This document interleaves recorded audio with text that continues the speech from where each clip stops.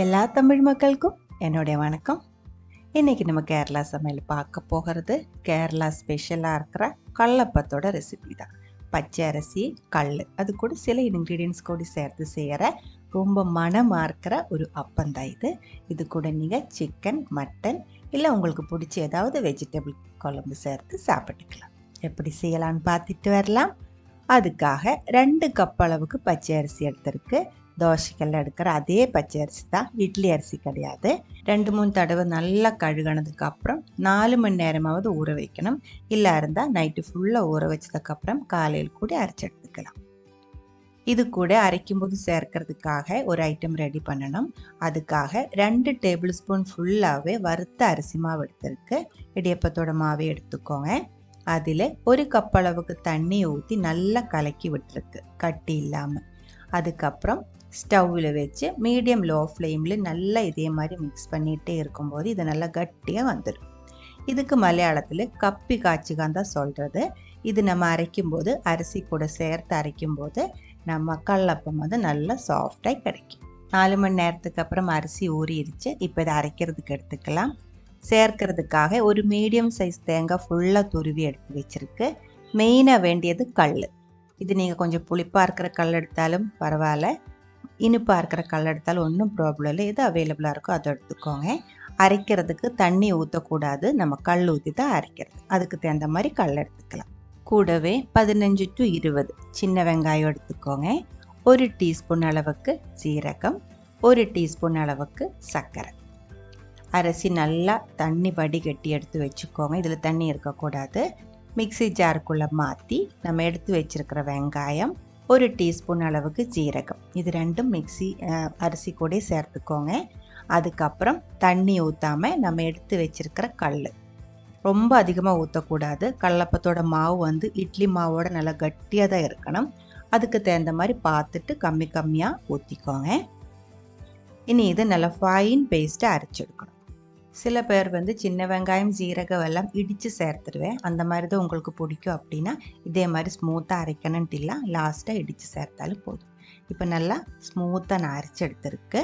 அரைச்சி நல்லா அரைச்சி எடுத்ததுக்கு அப்புறம் நம்ம ரெடி பண்ணி வச்சுருக்கிற கப்பி நல்லா ஆறினதுக்கப்புறம் சேர்த்துக்கோங்க. அதுவும் சேர்த்து 1 டீஸ்பூன் அளவுக்கு சர்க்கரை, 1 டீஸ்பூன் அளவுக்கு உப்பு. சர்க்கரை, உப்பும் மாவு ரெடி ஆனதுக்கப்புறம் லாஸ்ட்டு சேர்த்தாலும் போதும். இப்போ நான் இது கூட அரைக்கிறேன். அதுக்கப்புறம் நம்ம துருவி எடுத்து வச்சுருக்கிற ஒரு தேங்காய் ஃபுல்லாகவே இந்த மாவு கூட சேர்த்துருக்கு. 1 ஸ்பூன் வச்சுட்டு நல்லா கலக்கி விட்டுக்கோங்க. கல்லப்பத்தில் நம்ம சேர்க்கிற தேங்காய் வந்துட்டு அப்பம் எல்லாம் செய்யும்போது நல்லா ஃபைனாக நம்ம அரைச்செடுக்கிற மாதிரி அரைக்கக்கூடாது. நம்ம அப்பம் சாப்பிடும்போது தேங்காயும் கடிச்சு தான் சாப்பிடணும். அதுதான் இந்த கல்லப்பத்தோட ஒரு ஸ்பெஷல் டேஸ்ட்டு. இதே மாதிரி ஒரு ஸ்பூன் வச்சு நல்லா கலக்கி விட்டதுக்கு அப்புறம் ஒரு 10 செகண்டு மிக்சியில் பிளெண்ட் பண்ணிக்கோங்க. ரொம்ப நேரம் அரைக்கக்கூடாது. அந்த 10 செகண்ட் பிளெண்ட் பண்ணும்போதே நம்ம தேங்காய் வந்து இந்த அளவுக்கு அரைச்சி எடுத்துக்கலாம். பாருங்கள், இதில் தேங்காய் வந்து நல்லா தெரியுது. ஆனால் பெரிய பெரிய பீஸாகவும் இல்லை, ரொம்ப நைஸாகவும் இல்லை. இந்த மாதிரி தான் மாவு இருக்கணும். இது நம்ம ஒரு பாத்திரத்தில் ஊற்றிடலாம். அரைக்கும்போது இது இட்லி மாவோடு இன்னும் கொஞ்சம் கட்டியாக தான் இருக்கணும். இந்த மாவு ரொம்ப லூஸாகி போகக்கூடாது. அதுக்கு தகுந்த மாதிரி கொஞ்சமாக கல் ஊற்றி நல்லா கட்டியாக அரைச்சி எடுத்துக்கோங்க.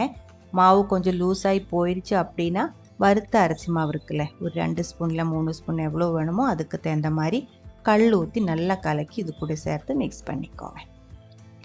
இப்போ ஒரு 4 மணி நேரம் முடிஞ்சிருச்சு. இது நல்லா புளிச்சிருக்கு, நல்லா ஃபர்மெண்டாக இருக்குது. ஃபர்மெண்டேஷனுக்காக தான் கல் சேர்த்துருக்கு. நம்ம இப்போ ஈஸ்ட் எல்லாம் சேர்க்கும் இல்லைங்களா, அதே எஃபெக்ட் தான் கல் சேர்க்கும்போது நமக்கு கிடைக்கிது. தேங்காய் வந்து ஃபைனாக அரைக்காமல் இதே மாதிரி க்ரஷ் பண்ணி சேர்த்துருக்கிறதுனால மாவு வந்து ரொம்ப ஒன்றும் மேலே பொங்கி வராது. ஆனால் இது ஃபுல்லாக நிறையா இருக்குது. மெதுவாக இதே மாதிரி ஒரு டைம் கலக்கி விட்டதுக்கப்புறம் உப்பு புளிப்பெல்லாம் செக் பண்ணுங்கள். டேஸ்ட் ஏதாவது அட்ஜஸ்ட் பண்ணணும் அப்படின்னா உப்பு இல்லை சர்க்கரை சேர்த்து நீங்கள் டேஸ்ட்டை அட்ஜஸ்ட் பண்ணிக்கோங்க. இனி இது நம்ம அப்பம் பண்ண ஆரம்பிச்சுக்கலாம். இரும்போட தோசை தவை தான் இதுக்கு பெஸ்ட்டாக இருக்கும். இருந்தால் அதுவே எடுத்துக்கோங்க. தேங்காய் எண்ணெய் தான் ஊற்றிருக்கு, ஆயில் எதுவுமே ஊற்றக்கூடாது. தேங்காய் எண்ணெய் ஊற்றி தான் கல்லப்பம் செய்யறது. நல்லா தடவி விட்டதுக்கப்புறம் நல்ல சூடான தோசை தவைக்குள்ளே நம்ம வந்து மாவு ஊற்றிடலாம். மாவு நல்லா கட்டியாக தான் ஊற்றணும். அதுக்கப்புறம் அப்படியே நிற்கட்டும், ஒன்றும் அமர்த்தி விடக்கூடாது. தோசை தவை நல்லா சூடானதுக்கப்புறம் தீ வந்து மீடியம் லோ ஃப்ளேமில் வச்சுக்கோங்க. அதுக்கப்புறம் மூடி வச்சு ஒரு சைடு வெந்ததுக்கப்புறம் மூடி எடுத்து மறுபடியும் திருப்பி போட்டுக்கலாம்.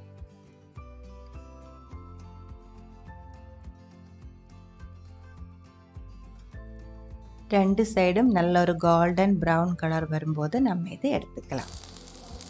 இந்த கல்லப்பத்தோட ஒரு ஸ்பெஷாலிட்டி என்ன அப்படின்னா, இது வந்து ரொம்ப பஞ்சு மாதிரி இருக்கிற அப்பம்னு கிடையாது, ஆனால் சாஃப்டாக தான் இருக்கும். இன்னொன்று, இது நம்ம வீட்டில் செய்கிற டைமில் நல்ல மணமாக இருக்கும். ரொம்ப மணமாக இருக்கிற ஒரு அப்பந்தான் இந்த கல்லப்பம். இன்னொன்று நம்ம செய்யலாம். தோசை தவு வந்து நல்ல சூடாக இருக்கணும். தீ வந்து அட்ஜஸ்ட் பண்ணிக்கோங்க. மாவு கொஞ்சம் கட்டியாக ஊற்றிக்கோங்க, அமர்த்தி விடக்கூடாது. அதுக்கப்புறம் மூடி வச்சுக்கலாம். ஒரு சைடு நல்லா வெந்ததுக்கப்புறம் மூடி எடுத்து நம்ம கல்லப்பம் வந்து திருப்பி போட்டுக்கலாம். ரெண்டு சைடும் நல்ல ஒரு கோல்டன் ப்ரௌன் கலர் வந்ததுக்கப்புறம் அப்போ நம்ம எடுத்துக்கலாம். நம்ம எடுத்த இந்த ஒரு அளவு மாவு வச்சுட்டு இதே மாதிரி 12 கல்லப்பம் செஞ்சு எடுத்துருக்கு. 4 பேருக்கெல்லாம் சாப்பிட முடியும். சாதாரணமாக சாப்பிட்றவங்களுக்கு இதே மாதிரி 2 கல்லப்பம் தாராளமாக இருக்கும். ரொம்ப டேஸ்டியாக இருக்கிற மணமாக இருக்கிற கல்லப்பம் ரெடி பண்ணி எடுத்துருக்கு. இதுக்கு சைட் டிஷ்ஷாக உங்களுக்கு பிடிச்ச எந்த கறி வேணாலும் நீங்கள் எடுத்துக்கலாம். கறி எதுவுமே இல்லாமல் இருந்தால் கூட சூடோடு சாப்பிட்டு அவ்வளோ டேஸ்ட்டாக இருக்கும். பிடிச்சிருந்தா ட்ரை பண்ணி பாருங்கள். அதுக்கப்புறம் உங்களோட கமெண்ட்ஸ் எல்லாம் சொல்லிவிடுங்க. இந்த சமையல் பிடிக்கிற ஃப்ரெண்ட்ஸுக்கு மறக்காமல் ஷேர் பண்ணி விட்டுக்கோங்க. நீங்கள் இதுவரைக்கும் நம்ம சேனலுக்கு கொடுத்துட்ருக்கிற சப்போர்ட்டுக்கு ரொம்ப ரொம்ப நன்றி. உடனே பார்க்கலாம் இன்னும் ஒரு ரெசிபியோட. அது வரைக்கும் வணக்கம்.